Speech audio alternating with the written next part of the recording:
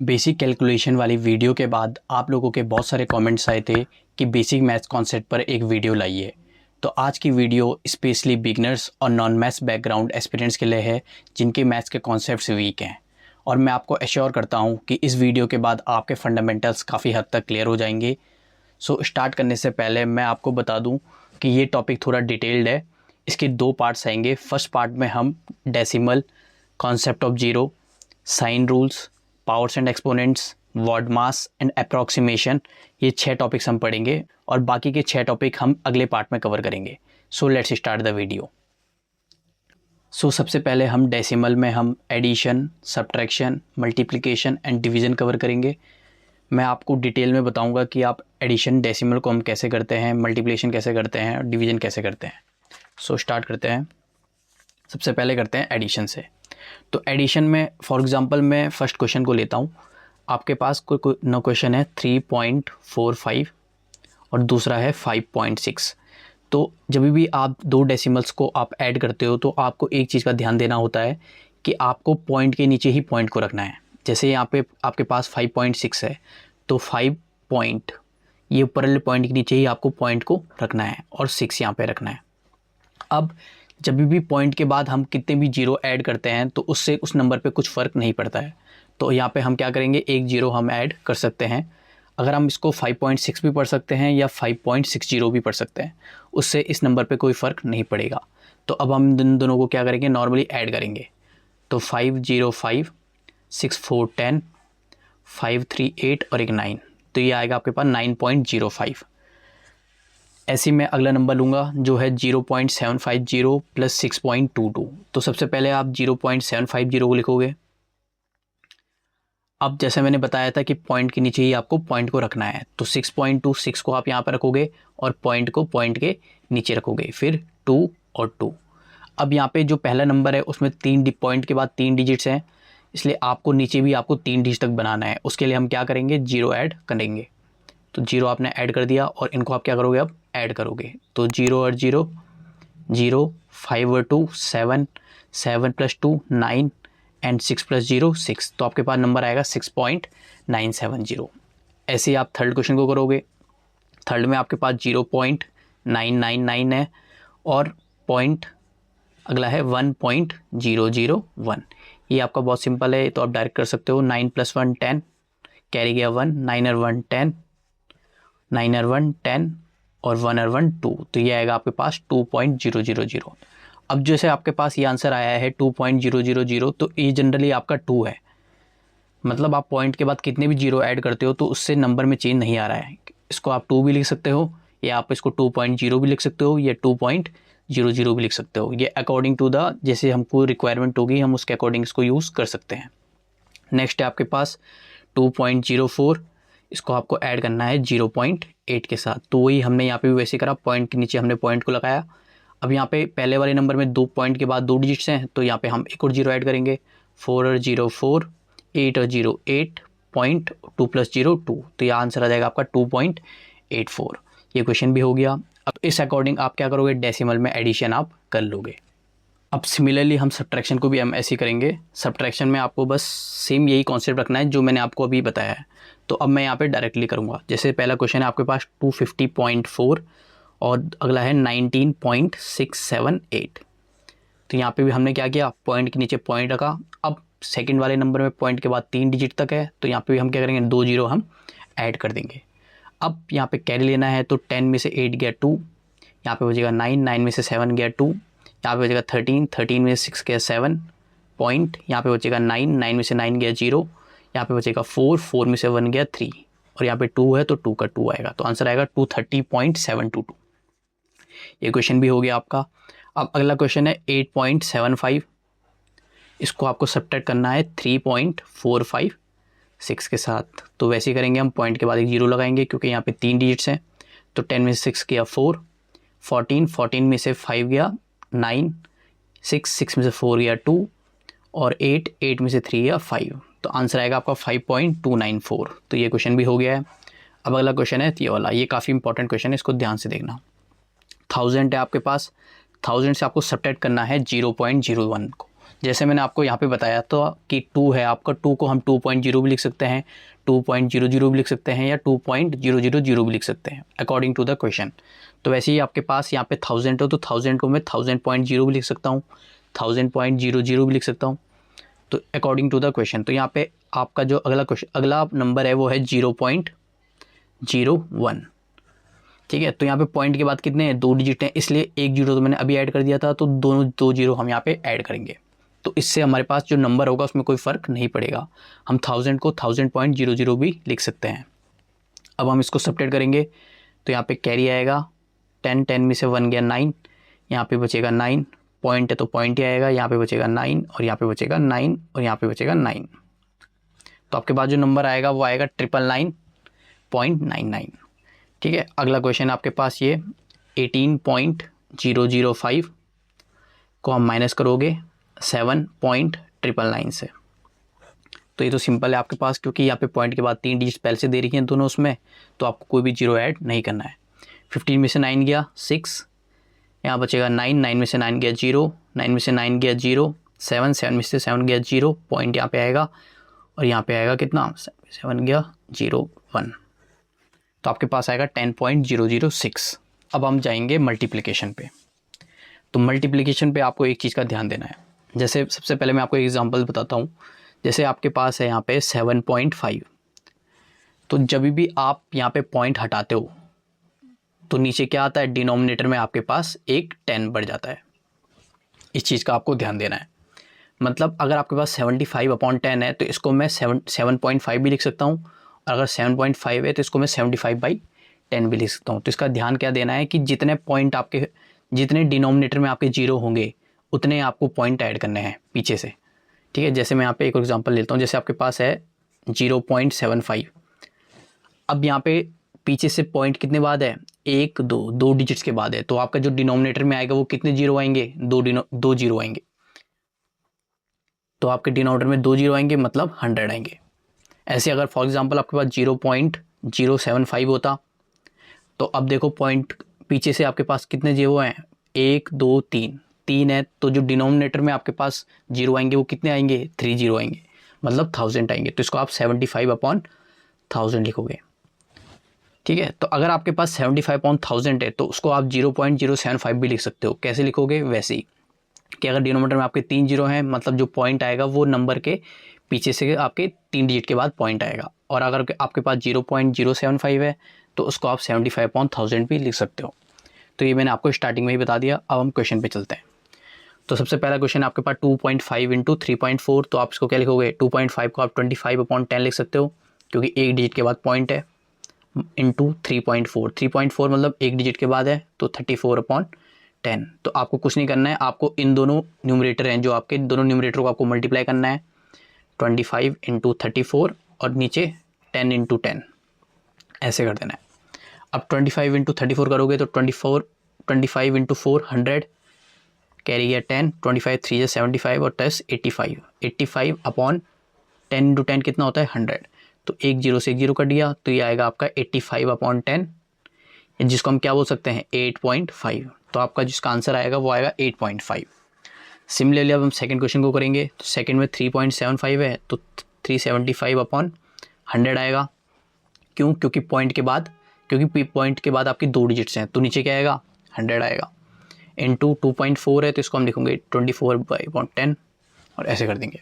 इसके बाद आप क्या करोगे, इनको मल्टीप्लाई करोगे, 375 × 24/100 × 10। ठीक है, इसके आगे आप इसको सॉल्व कर सकते हो जिस वजह से मल्टीप्लाई करके।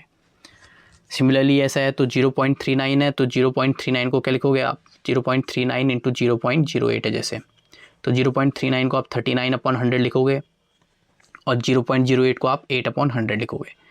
तो इसको आप मल्टीप्लाई करोगे, 8 9 = 72, 7 8 3 = 24 और 7 31/100 × 100। अब जैसे यहाँ पे ये है, इसको मैं सॉल्व करता हूँ। जैसे यहाँ पे देखो आपके पास जो डिनोमिनेटर है, डिनोमिनेटर में कितने जीरो हैं, 1 2 3 4 जीरो हैं आपके, मतलब जो ऊपर अगर हम पॉइंट लगाएंगे तो वो पीछे से आपके 4 डिजिट के बाद पॉइंट आना चाहिए। तो लेकिन यहाँ पे क्या है, 1 2 3 ही डिजिट्स हैं, तो आपको क्या करना पड़ेगा, एक जीरो भी ऐड करना पड़ेगा। तो आप लिख सकते हो इसको 0.0312, क्योंकि यहाँ पे देखो 1 2 3 4 डिजिट के बाद पॉइंट आ रहा है, तो सही है आपके पास। तो ये चीज़ मैं आपको समझाना चाह रहा था। अगला है 10.05, तो इसको आप लिखोगे 1005 अपॉन 100, क्योंकि 2 डिजिट के बाद पॉइंट है, और 9.9 है तो इसको लिखोगे आप 99 अपॉन 10। ठीक है, ऐसे ही आप न्यूमरेटर को फिर मल्टीप्लाई करोगे और डिनोमिनेटर को मल्टीप्लाई करोगे तो आपका आंसर आ जाएगा। अब सिमिलरली हम क्या करेंगे, डिवीज़न करेंगे। तो डिवीज़न भी आपका वैसे ही होगा जैसे क्या होता है, मल्टीप्लिकेशन होता है। बस होगा क्या, वो मैं आपको बताता हूँ। जैसे पहला क्वेश्चन है आपके पास 45.6, इसको आपको डिवाइड करना है 1.2 के साथ। तो आप क्या करोगे, 45.6 को सबसे पहले लिखोगे 45.6 अपॉन 10 इंटू डिवाइडेड बाई 1.2। 1.2 को क्या लिखोगे, 12 अपॉन 10। आगे बताने से पहले मैं आपको एक चीज़ बताऊंगा कि जो डिवाइड होता है, डिवाइड आपका मल्टीप्लिकेशन का क्या होता है, इन्वर्स होता है। मतलब अगर आपको इसको मल्टीप्लाई में करना है तो आपको क्या करना पड़ेगा, इसको उल्टा करना है आपको, सिंपल। तो 456 अपॉन 10, और इसको उल्टा करोगे तो 10 अपॉन 12। तो अगर आपका ये डिवाइड में है, तो अगर आप डिवाइड को कन्वर्ट करते हो आप मल्टीप्लिकेशन में, तो आपको कुछ नहीं करना है, उसको इन्वर्स कर देना है। ठीक है, इन्वर्स मतलब उसको उल्टा कर देना है। जो न्यूमरेटर है उसको डिनोमिनेटर में कर देना है, जो डिनोमिनेटर है उसको न्यूमरेटर में कर देना है। अब आपको सॉल्व करना है नॉर्मली जैसे आप मल्टीप्लिकेशन में करते हो, मतलब न्यूमरेटर को न्यूमरेटर के साथ, डिनोमिनेटर को डिनोमिनेटर के साथ। तो यहाँ पे आप 0 0 है तो आप कट कर सकते हो, 0 से 0 कट गया। अब आपका आएगा 456 अपॉन 12। तो यहाँ पे आप देख सकते हो कितना, 12 12 टू 24, 12 थी 36, और ये बचेगा 9, 12 8 या 96। तो डायरेक्ट कट रहा है आपके पास, जो आंसर आ रहा है 38। ठीक है, ऐसे सेकंड क्वेश्चन है। तो 12.5 को आप क्या लिखोगे, 125 अपॉन 10 डिवाइडेड बाई 2.5। तो 2.5 को लिखोगे 25 अपॉन 10। अब इसको अगर आपको मल्टीप्लिकेशन में कन्वर्ट करना है तो आप क्या कर दोगे, इसको इन्वर्स कर दोगे, तो वैसे ही 125 अपॉन 10। अब एक चीज़ का और ध्यान देना है, जब आप इन्वर्स करोगे तो जो पीछे वाला नंबर होगा उसको आपको इन्वर्स करना है, आगे वाले को मत करना। तो ये आ जाएगा 10 अपॉन 25। तो वही 10 से 10 कट गया, 25 से कटोगे तो 5। तो आपका आंसर कितना आ जाएगा, 5 आ जाएगा। ऐसी थर्ड क्वेश्चन है 6.48, इसको आप लिख सकते हो 648 अपॉन 100 और डिवाइडेड बाई 0.08। तो 8 अपॉन 100। ठीक है, और इसको अगर आप इन्वर्स करोगे तो 648 अपॉन 100 इंटू 100 अपॉन 8। तो 100 से 100 कट गया, 8 8 जा 64, 81। तो आपका आंसर कितना आएगा, 81। अभी जो बाकी के 2 क्वेश्चन है इसको मैं डाइट कर रहा हूँ। तो 125 और 125 अपॉन 1000 इंटू, अब ये आएगा 2.5 का, तो 25 अपॉन 10। तो उसको लिखूंगा मैं 10 अपॉन 25। तो ये 0 से 0 कट गया, 25 से काटेंगे हम इसको, तो 25 5 जा 125, 0 125 5। ठीक है, तो ये आएगा आपका 505 अपॉन 100, जिसको हम लिख सकते हैं 5.05। तो इस अकॉर्डिंग मैंने आपको डेसिमल को चारों बता दिए कि आप एडिशन कैसे करोगे, सब्ट्रैक्शन कैसे करोगे, मल्टीप्लिकेशन कैसे करोगे और डिवीज़न कैसे करोगे। आई होप आपको ये समझ आ गया होगा। अगर समझ नहीं आ रहा होगा तो इसको दोबारा एक बार देख लेना। अब आते हैं हम कॉन्सेप्ट ऑफ जीरो पे। तो कॉन्सेप्ट ऑफ जीरो पे आपके पास सिंपल ये है कि अगर आप कोई भी एक नंबर लेते हो और उस नंबर को आप उसको जीरो के साथ आप ऐड करते हो या सब्ट्रैक्ट करते हो या मल्टीप्लिकेशन करते हो या डिवीज़न करते हो, तो क्या आता है। जैसे मैं कोई नंबर लेता हूँ, जैसे मैंने 15 नंबर लिया है, तो 15 के साथ अगर आप जीरो को ऐड करते हो, अगर 15 को आप जीरो से माइनस करते हो, अगर आप 15 को मल्टीप्लाई करते हो जीरो के साथ, और 15 को डिवाइड करते हो किसके साथ, जीरो के साथ। ठीक है, ये 4 केस हैं आपके पास। अब इन चारों में से जो ये फोर्थ वाला केस है, ये काफ़ी ज़्यादा इंपॉर्टेंट है, क्योंकि इसमें बच्चे बहुत ज़्यादा कंफ्यूज होते हैं। तो सबसे पहले अगर आप कोई भी नंबर के साथ जीरो को आप ऐड करोगे तो आपको याद रखना है कि वही नंबर आपका आंसर आता है। जैसे 15 प्लस जीरो करोगे तो 15 ही आपके पास आंसर आएगा। ऐसी सब्ट्रैक्शन में भी वही होता है कि अगर आप किसी भी नंबर को जीरो से माइनस करोगे तो आपका वही नंबर आंसर आएगा। तो 15 माइनस जीरो वो क्या है, आपका 15 ही आएगा। अब आता है थर्ड नंबर पे 15 इंटू जीरो। अब इसमें आपको एक चीज़ का ध्यान देना है कि अगर आप किसी भी नंबर को जीरो से मल्टीप्लाई करते हो तो आपका आंसर हमेशा जीरो आएगा। ठीक है, कोई मैटर नहीं करता है कि यहाँ पे कितना बड़ा नंबर है आपके पास या कितना छोटा नंबर है, अगर आप उसको जीरो के साथ मल्टीप्लिकेशन कर रहे हो तो आपका आंसर जीरो ही आएगा। ठीक है, फोर्थ में आपके पास कि 15 को आप डिवाइड कर रहे हो जीरो के साथ, तो इसको आप जनरली ऐसे लिखते हो कि 15 डिवाइडेड बाई जीरो। तो अब आपको एक चीज़ का ध्यान देना है, जब भी आपके पास जीरो डिनोमिनेटर में होगा तो आपका जो आंसर होगा वो आपका नॉट डिफाइंड होता है। नॉट डिफाइंड मतलब कि आपका ये नंबर कभी सॉल्व नहीं हो पाएगा। ठीक है, लेकिन एक और क्वेश्चन होता है, जैसे बंदे यहाँ पे भी कंफ्यूज होते हैं कि 0/15 इसमें और इसमें। तो आपको बस एक चीज़ का ध्यान देना है कि अगर आपका जो 0 है वो डिनोमिनेटर में है तो वो कभी सॉल्व नहीं होगा, उसका आंसर आपका नॉट डिफाइंड या इन्फिनिटी आएगा। लेकिन अगर आपका 0 न्यूमरेटर में है और नीचे आपका कोई भी नंबर है, वो मैटर नहीं करता है अगर आपके पास कितना भी बड़ा नंबर हो या कितना भी छोटा नंबर हो। बस आपको ये ध्यान देना है कि न्यूमरेटर में आपका 0 हो अगर, तो आपका आंसर हमेशा क्या आएगा, 0 आएगा। ठीक है, तो इस पॉइंट का ध्यान आप देना, क्योंकि बहुत सारे बच्चे आगे इसी में बहुत डाउट करते हैं। अब आते हैं आपके पास साइन पे। तो साइन में सबसे पहले मैं आपको यहाँ पे लिख देता हूँ कि अगर आपके पास प्लस है और यहाँ पे भी प्लस है, तो ये आपका प्लस आता है, यहाँ पे प्लस है और यहाँ पे माइनस है, तो प्लस माइनस का माइनस होता है, माइनस है प्लस है तो माइनस प्लस का माइनस होता है, यहाँ पे भी माइनस है और यहाँ पे भी माइनस है, तो माइनस माइनस का प्लस होता है। ठीक है, इस चीज़ का आपको ध्यान देना है। तो अब मैं इसको क्वेश्चन से समझाऊंगा कि मैं क्या बोलना चाह रहा हूँ। जैसे सबसे पहले पकड़ते हैं कि अगर आपके पास दो नंबर्स हैं और उनके साइन आपके प्लस प्लस हैं, तो आप उन दोनों नंबर्स को क्या करोगे, ऐड करोगे। जैसे फॉर एग्जांपल एक नंबर आपके पास +5 है और एक नंबर है +7, तो +5 और +7 ये आपको वैसे डायरेक्ट पता होगा कि +5 + 7 कितना होता है, +12 होता है। लेकिन ये आपका इस अकॉर्डिंग होता है कि प्लस प्लस का क्या होता है, प्लस होता है। तो आपको कुछ नहीं करना है, आपको नंबर्स को ऐड करना है और साइन आपको प्लस लगा देना है। ये तो बहुत सिंपल है, ये आपको पता ही होगा। इसके बाद आते हैं सेकंड वाले पे, प्लस माइनस का माइनस। इसका मतलब ये है कि अगर आपके पास एक प्लस है और दूसरा माइनस है, तो इसको सॉल्व करने के बाद क्या आएगा। तो आपको इसमें एक चीज़ का ध्यान देना है कि अगर आपको ये याद है तो प्लस माइनस का माइनस, तो आपको सिर्फ जो डिजिट्स हैं, डिजिट्स को माइनस करनी है। मतलब आपको ये नहीं देखना है कि बड़ी डिजिट क्या है, छोटी डिजिट क्या है। आपको बस ये देखना है 7 बड़ी है, 5 छोटा है, तो 7 में से 5 को माइनस करना है। क्यों, क्योंकि प्लस माइनस का माइनस होता है, तो 2 आएगा।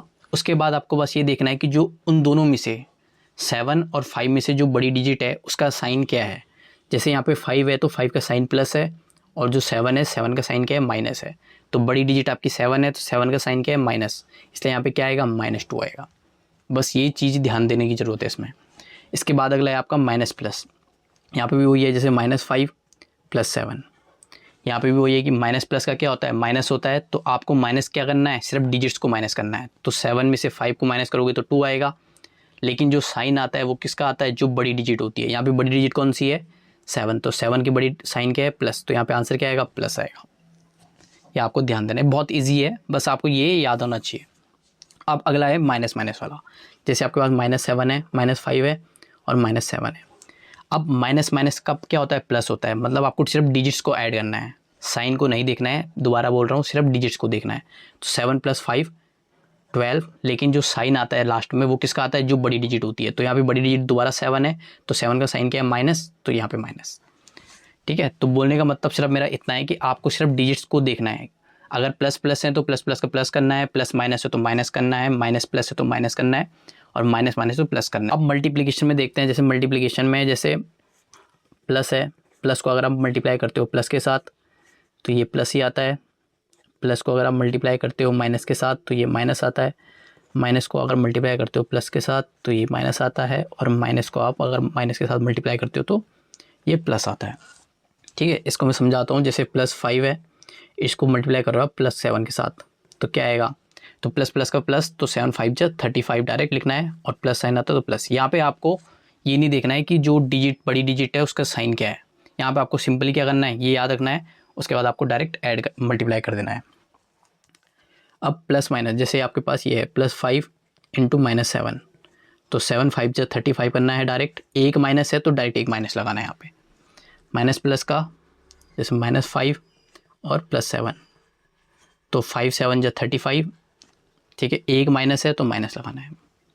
ठीक है, उसके बाद माइनस माइनस का प्लस, तो अगर ये -5 है या -7 है तो 7 5 जा 35, और माइनस माइनस का क्या होता है, प्लस हो जाता है, तो यहाँ पे प्लस लिख देना है।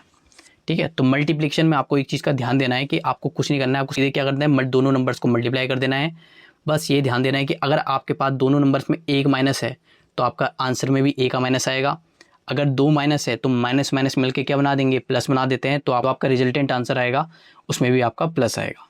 बस इतनी छोटी सी चीज़ का आपको ध्यान देना है। अब हम चलेंगे पावर्स एंड एक्सपोनेंट्स पे। तो पावर्स एंड एक्सपोनेंट्स में आपको ये टेबल याद रखनी है सबसे पहले। इसको समझाने से पहले मैं आपको एक चीज़ बताता हूँ। जैसे आपके पास मैंने यहाँ पे लिखा कि पावर 3, ये लिखा मैंने आपको, ठीक है। तो यहाँ पे आपको याद रखना है कि जो ये 2 होता है इसको हम बोलते हैं बेस, और जो ये ऊपर होता है इसको हम बोलते हैं पावर, ठीक है। तो पढ़ते हैं 2 की पावर 3, इस चीज़ का ध्यान देना है। इसके बाद आपको ये ध्यान देना है कि अगर आप, जैसे मैंने यहाँ पे लिखा है ए की पावर m इंटू बी की power n equal to a b m n, ये क्या है? इसका मतलब है कि जैसे फॉर एग्जांपल आपके पास 2 है, 2 की पावर 3 है, और यहाँ पे है आपके पास 4 की पावर है यहाँ पे 5। तो यहाँ पे आप क्या करोगे, इन दोनों को मल्टीप्लाई करोगे, 4 इंटू 2 8 और 5 इंटू 3 15। तो आपको इसको हम ऐसे लिख सकते हैं, मतलब ए की पावर m इंटू बी की पावर n क्या हो जाएगा, a b into m n. तो जो दोनों बेस होंगे आपके वो आपस में मल्टीप्लाई हो जाएंगे, जो पावर्स होंगी आपकी ये दोनों आपस में मल्टीप्लाई हो जाएंगी। अगला है आपके पास ए की पावर m इंटू ए की power n equal to a m plus n. इसका मतलब है कि बेस आपका सेम होना चाहिए और जो पावर है वो डिफरेंट होनी चाहिए। जैसे आप 2 की पावर 3 है और 2 की पावर 4 है, तो यहाँ पे क्या करोगे, जो बेस है आपका वो दोनों क्या है, सेम है। इसलिए जब भी बेस सेम होता है और दोनों का मल्टीप्लाई कर रहे हो तो पावर क्या हो जाती है, ऐड हो जाती है। तो 2 हो जाएगा और 3 प्लस 4 करोगे आप यहाँ पे, तो यह आ जाएगा 2 की पावर 7, ठीक है। अगला है आपके पास ऐसे, मतलब ए ब्रैकेट m और ब्रैकेट n दोनों को करो तो ए एम एन, मतलब जैसे 2 है, 2 के एक ब्रैकेट के बाद मैंने पावर 3 लगाई, उसके बाहर मैंने एक और ब्रैकेट लगा के 4 पावर लगाई। तो आपको क्या करना है, बेस तो 2 ही रहेगा लेकिन दोनों पावर क्या हो जाएंगे, आपस में मल्टीप्लाई हो जाएंगी, 4 और 3 12, तो यहाँ पे 12 आ जाएगा आपके पास। अगला है आपके पास ए की पावर m डिवाइडेड बाई ए की पावर n, क्या होता है, ए एम माइनस एन। इसका मतलब है जैसे 2 की पावर 5 है और 2 की पावर 2 है, तो यहाँ पे दोनों बेस सेम है लेकिन डिवाइड में है। तो अगर डिवाइड में है तो दोनों पावर्स क्या होंगी, आपस में माइनस होंगी, मतलब 2 की पावर 5 माइनस 2, तो यह आ जाएगा 2 5 माइनस 2 3, तो 2 की पावर 3। इसके बाद a अपॉन बी, जिसके कॉमन पावर क्या है m, तो इसको हम लिख सकते हैं a की पावर m b की पावर m। ये जनरली वो है कि जैसे हम ब्रैकेट खोलते हैं तो वैसी है यहाँ पे। जैसे यहाँ पे लिख सकता हूँ मैं 2 अपॉन 3, इसकी पावर है आपके पास 5, तो इसको मैं लिख सकता हूँ 2 की पावर 5 और 3 की पावर 5, ठीक है। इसके बाद ये लास्ट काफ़ी इंपॉर्टेंट है, a की पावर 0 इक्वल टू 1। इसका मतलब है कि आपके पास कोई भी नंबर है अगर उसकी पावर 0 है तो उसका आंसर हमेशा 1 ही आएगा। जैसे मैंने यहाँ पे लिखा 6 की पावर 0 लिखूंगा तो 1 आएगा, या आप लिख सकते हो 15 की पावर 0 लिखोगे तो 1 आएगा। मतलब कोई भी नंबर होगा अगर उसकी पावर 0 है तो आपका रिजल्टेंट आंसर क्या आएगा, 1 ही आएगा, ठीक है। इसके बाद मैंने जो मेरी बेसिक कैलकुलेशन वाली वीडियो थी उसमें मैंने आपको बता रखा है कि आपको 2 की पावर 12 तक, 3 की पावर 6 तक और 5 की पावर 6 तक और 6 की पावर 4 तक आपको क्या करना है, इसको बाय हार्ट खुद से लर्न करना है, ठीक है। क्योंकि ये डायरेक्ट आपके एग्जाम में क्या करते हैं, पूछे जाते हैं। और साथ में ये टेबल भी आपको याद करनी है, याद भी क्या करनी है, ध्यान रखना है आपको। अब आते हैं वर्ड मास में, जो काफ़ी इंपॉर्टेंट है, क्योंकि जो सिंप्लीफिकेशन के क्वेश्चंस आते हैं उसमें वर्ड मास का रोल बहुत ज़्यादा इंपॉर्टेंट होता है। और बच्चे बहुत सारी छोटी छोटी गलतियाँ इसमें कर देते हैं, क्योंकि उनको पता ही नहीं होता है कि किस तरीके से इसको सॉल्व करते हैं।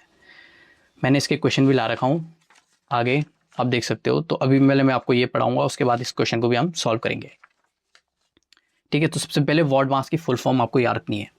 जो V होता है विनकुलम, B होता है ब्रैकेट, O होता है ऑफ, D होता है डिवीज़न, M होता है मल्टीप्लिकेशन, A होता है एडिशन, S होता है सब्ट्रैक्शन, ठीक है।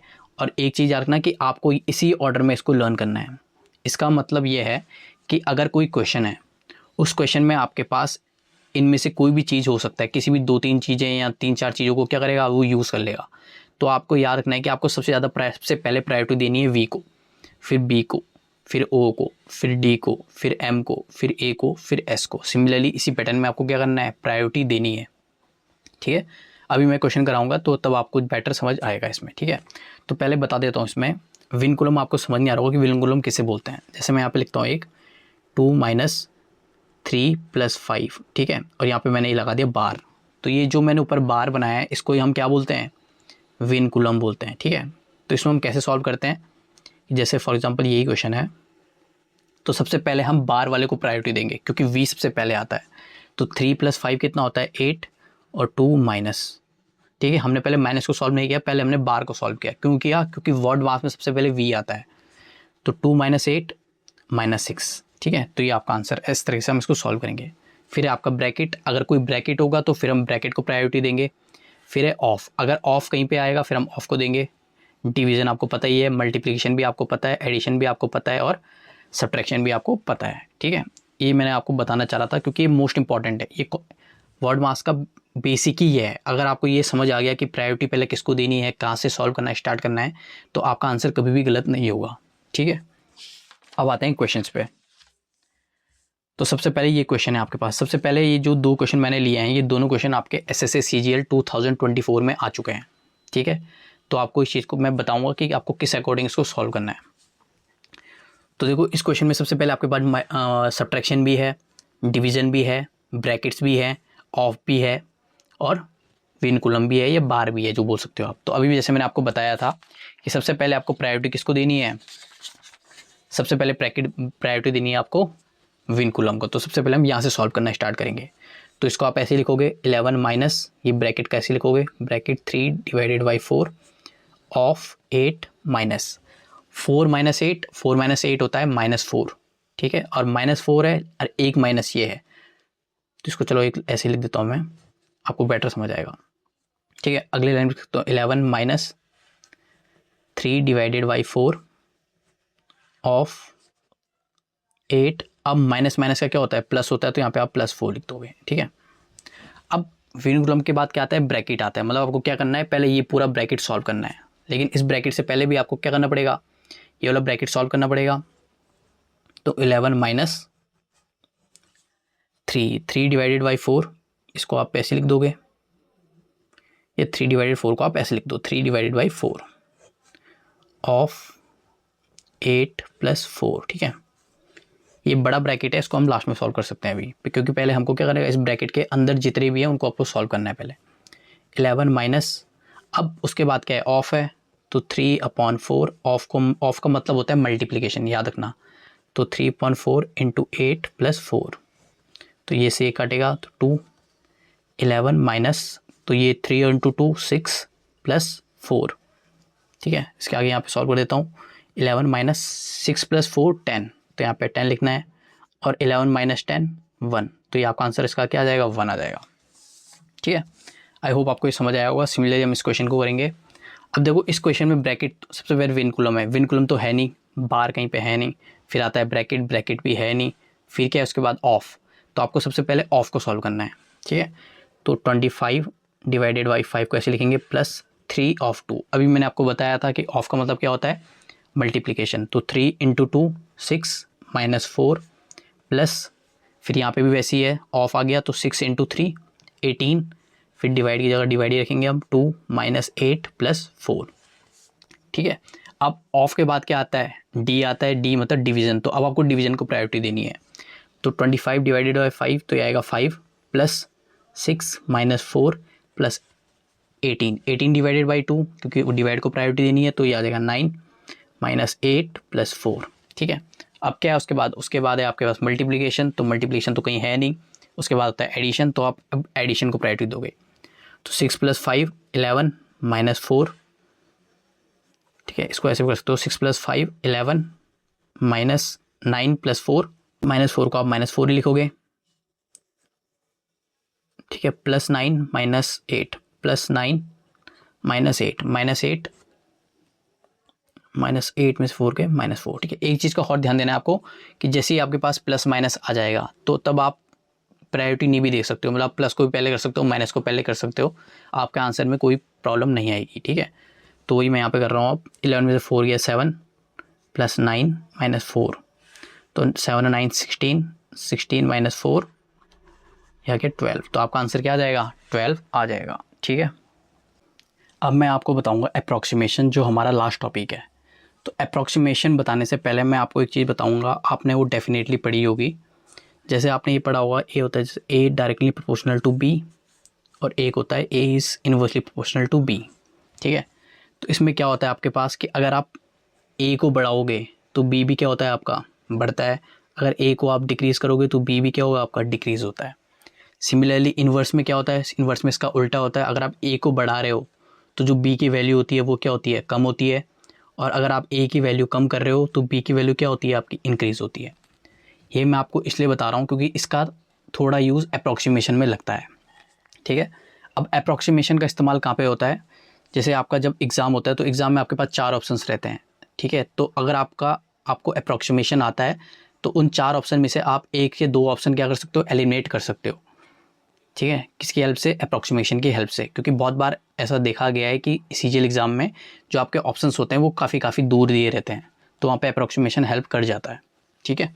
अब स्टार्ट करते हैं। जैसे फॉर एग्जांपल मैं एक क्वेश्चन लेता हूँ, जैसे मैंने यहाँ पे लिया 758 डिवाइडेड बाय 88, ठीक है, और ये है x, मतलब मेरे को x की वैल्यू फाइंड करनी है।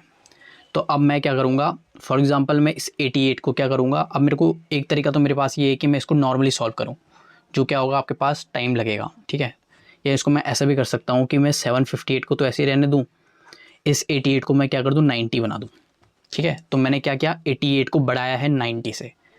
तो अगर मैंने इसका डिनोमिनेटर है, जो आपका डिनोमिनेटर मैंने बढ़ाया है, तो जो ये आपकी x की वैल्यू होगी वो क्या होगी, कम होगी।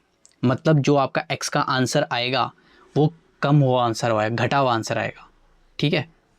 और जो आपका रियल आंसर होगा वो उस घटे हुए आंसर से ही ज़्यादा ही होगा डेफिनेटली। क्यों, क्योंकि ये हम एज्यूम कर रहे हैं, हमने 88 को क्या किया है, 90 बनाया है, ठीक है। इसको अब सॉल्व करते हैं जैसे, तब मैं आपको बेटर आपको समझ आ पाएगा। तो यहाँ पे आ गया 758 इंटू 9, 9 8 जा 72, 5 में से 2 गया 3, 8 9 4 जा 36, 2.0, 9 2 जा 18, 2, तो ये आएगा 84.22 अपॉन 10, इसको आप लिख सकते हो 8.422, ठीक है। अब जो आपका आंसर आया है वो आया है 8.422, मतलब जो ये आपका आंसर है ये घटा हुआ आंसर आ रहा है। मतलब अगर कोई ऑप्शन है, उस ऑप्शन में आपका इससे बड़ा ही आंसर होगा, जो आप रियल आंसर होगा वो इससे आंसर से ज़्यादा ही होगा। अगर कोई ऑप्शन ऐसा है जो इससे कम है तो आप उसको डायरेक्टली एलिमिनेट कर सकते हो। जैसे ऑप्शन में हो सकता है कि आपका 6.4 हो, 7.2 हो, या 8.6 हो, या 9.4 हो, ठीक है। ये 4 ऑप्शन है फॉर एग्जांपल। तो अगर आपके पास आंसर आया है 8.442, तो ये घटा हुआ आंसर है। घटा हुआ आंसर है मतलब जो रियल आंसर होगा वो इससे ज़्यादा ही होगा। तो आप उससे क्या कर सकते हो, ये 2 ऑप्शन डायरेक्टली एलिमिनेट कर सकते हो, क्योंकि इसका आंसर इससे ज़्यादा ही होगा। तो फिर आप इन दोनों में से देख सकते हो, ठीक है। तो ये आपके काफ़ी हेल्प करता है अप्रॉक्सीमेशन में। इस तरह से मैंने आपको ये 6 चीज़ें बता दी हैं। आई होप आपको ये वीडियो हेल्पफुल लगी होगी। अगर आपको हेल्पफुल लगी हो तो चैनल को लाइक ज़रूर करें, और पार्ट 2 के लिए चैनल को सब्सक्राइब ज़रूर करें। So thank you.